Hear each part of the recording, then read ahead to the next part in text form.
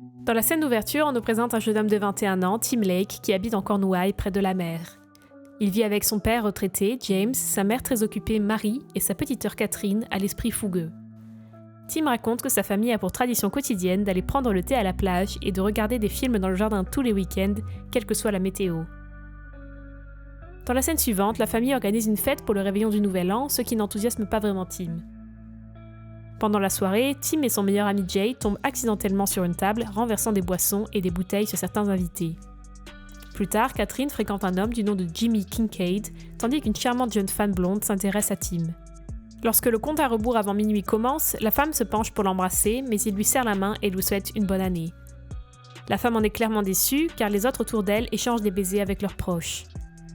Le lendemain, Tim est convoqué par son père pour une conversation privée.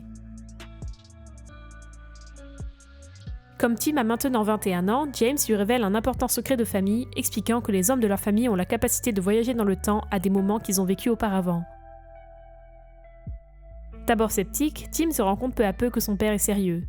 Pour lui prouver que c'est vrai, James demande à Tim d'entrer dans un espace sombre comme dans un placard, de fermer les yeux, de serrer les poings fermement et de se concentrer sur le moment précis qu'il souhaite revisiter. Ce faisant, il se retrouvera transporté jusqu'à cet instant. Dubitatif mais intrigué, Tim entre dans l'armoire de sa chambre pour vérifier. Il se concentre sur la fête de la veille et à son grand étonnement, il se retrouve à porter la même tenue qu'hier. Surpris par cette nouvelle capacité, Tim entre à nouveau dans la fête et cette fois-ci, il évite de se cogner contre la table. Lorsque le compte à rebours de minuit commence, il s'approche avec assurance de la femme blonde et partage un baiser avec elle. Ensuite, Tim revient au présent et discute davantage de la capacité à voyager dans le temps avec son père. James mentionne qu'il a utilisé cette capacité pour de nombreuses choses dans sa vie, mais pas pour l'argent ou la célébrité. Il conseille également à son fils de faire de même. Tim accepte cela et décide de l'utiliser pour améliorer sa vie amoureuse. À l'approche de la saison estivale, Charlotte, l'amie de Catherine, lui rend visite et Tim est immédiatement captivé par elle. Un jour, pendant que les filles prennent un bain de soleil, Charlotte demande à Tim d'appliquer de la crème solaire sur son dos. Le jeune homme introverti est enthousiasmé par l'opportunité, mais lorsqu'il presse le tube, une quantité excessive de crème solaire est projetée sur le dos de Charlotte, provoquant un moment gênant. Mal à l'aise, Tim se retire précipitamment dans la maison et entre dans un placard pour voyager dans le temps jusqu'à ce moment précis. Cette fois-ci, il aborde la tâche avec plus de prudence et applique doucement la crème solaire sur le dos de Charlotte. Le dernier jour de la visite, Tim trouve le courage d'aller dans sa chambre et de lui avouer ses sentiments. Malheureusement, elle l'informe qu'il n'aurait pas dû attendre jusqu'à la dernière soirée et qu'il aurait dû s'exprimer plus tôt. Cela incite Tim à voyager dans le temps pour faire part de ses sentiments à Charlotte au milieu de son séjour. Cependant, elle le repousse une fois de plus, disant qu'il devrait attendre son dernier jour. En réalité, elle ne fait que le mener en bateau. Le cœur brisé, Tim finit par se rendre compte que peu importe le nombre de fois où il voyagera dans le temps, il ne pourra pas changer la décision ou les sentiments de quelqu'un. Après les vacances d'été, Tim déménage à Londres afin de poursuivre une carrière d'avocat. Il vit avec Harry, une connaissance de son père, qui est un dramaturge amer et cynique. Tim commence à travailler dans un cabinet d'avocats et se lie d'amitié avec un jeune homme nommé Rory, tout en cherchant une petite amie. Malheureusement, la chance ne sourit pas à Tim et 6 mois passent sans aucune perspective romantique dans sa vie. Un soir, Tim et Jay se rendent dans un restaurant appelé « Dans le Noir », où ils sont installés pour passer un rendez-vous galant avec une inconnue dans une pièce sombre. Au cours de cette expérience unique, ils rencontrent 2 filles, Marie et Johanna. Tim passe la soirée à discuter avec Marie pendant que Jay interagit avec Johanna. Tim et Marie flirtent dans le noir et leur conversation indique qu'ils apprécient la compagnie de l'autre. Plus tard, lorsqu'ils se retrouvent à l'extérieur, Tim est captivé par la beauté de Marie, même si elle-même ne se perçoit pas comme étant particulièrement attirante. Par conséquent, il parvient à obtenir son numéro de téléphone avant de se séparer. Après cela, Tim rentre joyeusement chez lui pour apprendre que la nouvelle pièce de Harry a terriblement mal tourné. Il s'avère que l'acteur principal a oublié toutes ses répliques. Déterminé à l'aider, Tim voyage dans le temps et assiste à la pièce en cours de Harry.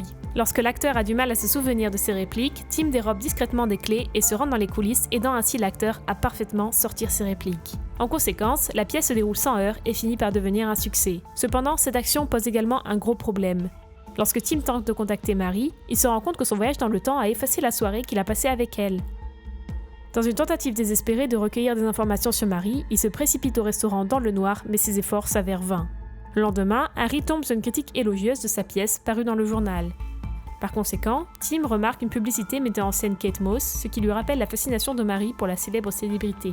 À la lumière de cela, Tim décide de visiter une exposition de Kate Moss en cours, dans l'espoir de l'y retrouver.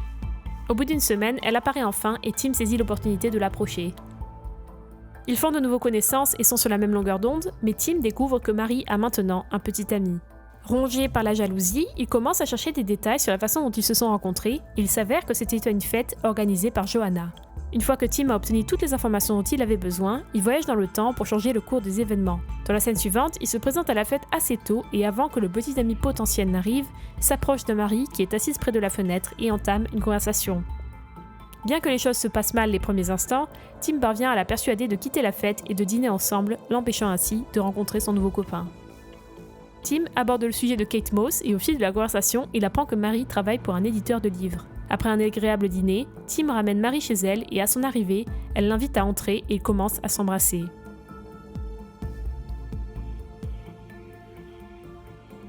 À partir de ce jour, leur relation commence à s'épanouir et Tim finit par emménager avec Marie. Un beau jour, Marie surprend Tim en l'informant à la dernière minute que ses parents viennent d'Amérique. Elle souligne qu'il doit éviter de mentionner des détails intimes sur leur relation car ses parents sont un peu conservateurs. Mais plus tard, Tim dévoile bêtement tout cela, ce qui entraîne une situation très embarrassante. Honteux, Tim se retire dans un placard voisin et voyage dans le temps pour corriger son erreur. Après cette modification, le couple partage un repas avec ses parents, au cours duquel Marie avoue son amour pour Tim. Quelques jours plus tard, Tim assiste à une pièce de théâtre où il remarque Charlotte avec son amie dans le public. Après la fin de la pièce, Tim s'approche d'eux pour leur dire bonjour. Pendant qu'ils discutent, Charlotte révèle qu'elle regrette d'avoir rejeté sa proposition plus tôt. Elle veut maintenant mieux le connaître et l'invite alors à dîner. Tim accepte avec joie, mais une fois qu'ils ont fini de manger, Charlotte l'invite inopinément chez elle. Tim se rend compte qu'elle veut avoir un rapport avec lui, alors il refuse poliment et s'en va. Cette rencontre amène Tim à prendre conscience de la profondeur de son amour pour Marie, alors il rentre précipitamment chez lui et la demande en mariage alors qu'elle est au lit. Enchantée, Marie accepte sa proposition avec joie. L'été suivant, Tim et Marie se rendent chez ses parents et il lui présente sa famille.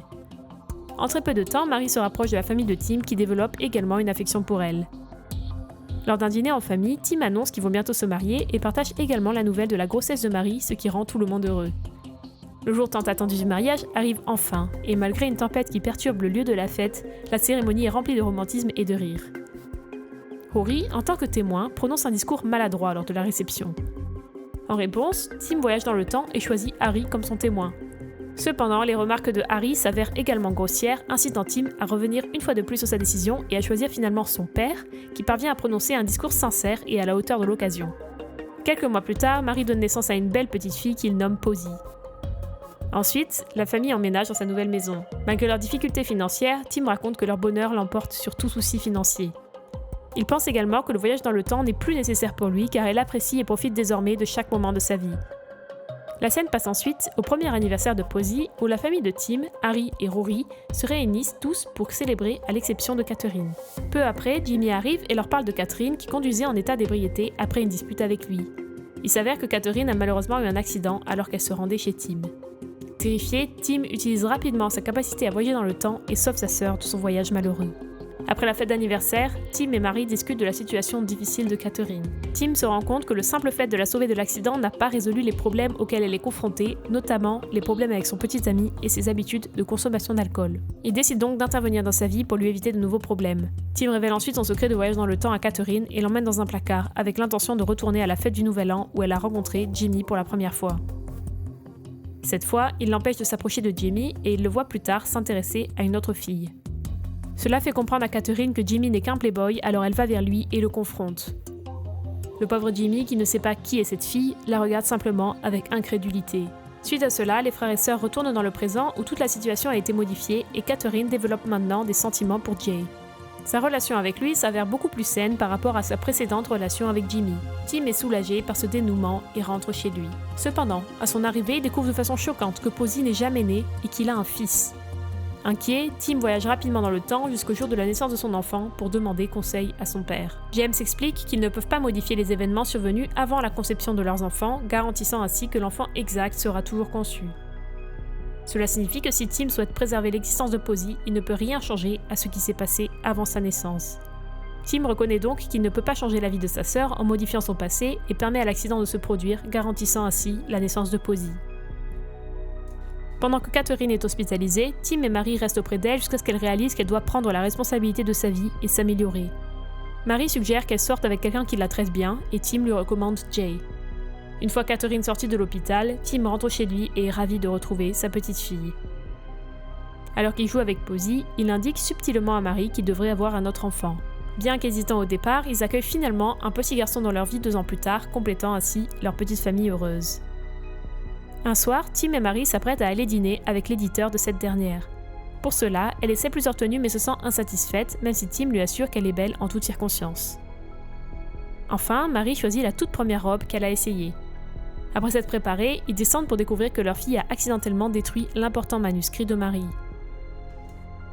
Tim envisage de voyager dans le temps pour remédier à la situation, mais en même temps, ils reçoivent un appel téléphonique de la mère de Tim les informant que son père a reçu un diagnostic de cancer en phase terminale.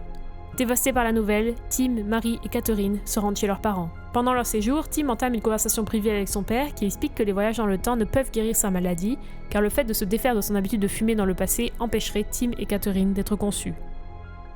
James admet qu'il a profité des voyages dans le temps pour prolonger sa vie et passer plus de temps avec sa famille. Alors qu'il ne lui reste que quelques semaines à vivre, James dit à Tim de vivre chaque journée 2 fois pour être vraiment heureux. La première fois avec toutes les tensions et les soucis quotidiens, et la deuxième fois avec tous les bons côtés. Tim prend à cœur les conseils de son père et découvre le bonheur dans sa vie. Cependant, il y a certains jours qu'il vaut mieux ne vivre qu'une seule fois, comme le jour du décès de son père. Le jour des funérailles, alors que tout le monde s'apprête à dire au revoir, Tim, peu disposé à faire ses adieux, voyage dans le temps pour passer un moment avec son père. Cela lui apporte un peu de réconfort car il se rend compte qu'il peut toujours voyager dans le passé chaque fois que son père lui manquera. Plusieurs jours après les funérailles, Marie exprime son désir d'avoir un 3e enfant. Tim hésite d'abord car cela signifie qu'il ne pourra plus rendre visite à son défunt père. Cependant, après mûre réflexion, il se rend compte que sa source ultime de bonheur réside dans le fait d'être lui-même un père aimant avec la femme qu'il aime. Pour cela, il accepte donc le souhait de Marie. 9 mois passent et la date de l'accouchement de Marie approche. Avec cet événement mémorable, Tim rend une dernière visite à son père et mentionne qu'il ne pourra plus lui rendre visite à l'avenir. Lors de leur dernière rencontre, le père et le fils voyagent dans le temps pour revivre un souvenir précieux de la petite enfance de Tim, en veillant à ne pas modifier les expériences afin de préserver l'intégrité du présent. Cela a été incroyablement risqué. De retour dans le présent, Marie donne naissance à une petite fille et Tim accepte peu à peu la perte de son père. Par ailleurs, Catherine a son propre bébé après avoir fondé une famille avec Jay. Le film se termine alors que Tim embrasse sa vie ordinaire mais heureuse, réalisant l'importance de ne vivre chaque jour qu'une seule fois. À partir de ce moment-là, il décide d'arrêter de voyager définitivement dans le temps. Ce film a un message émouvant, mais si Tim n'avait pas été capable de voyager dans le temps, il n'aurait jamais été aussi heureux.